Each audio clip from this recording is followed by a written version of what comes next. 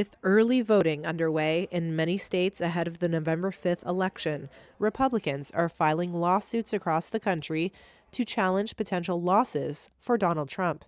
George Mason University political science professor Jennifer Victor explains. There are a number of challenges to things like voter registration and various laws and regulations about election administration, and calling into question what counts as a valid vote, who counts as a valid voter, and a lot of consternation and worry about how people participate and who is participating.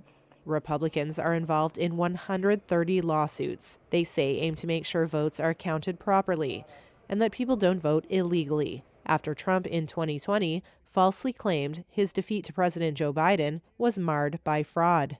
This was a fraudulent election. But Victor points out that after the voting itself is done, there are safeguards in place to ensure January 6, 2025 does not look like 4 years earlier, when Trump supporters stormed the Capitol in an attempt to overturn his election defeat. Congress passed the Electoral Count Votes Act not long after January 6th that did a couple of things, including clarified what happens on January 6th. It clarified that January 6th is really just sort of a pro forma, almost ceremonial kind of function, and that it clarified the role of the vice president, that the vice president really holds no authority in that situation. The votes for president of the United States are as follows.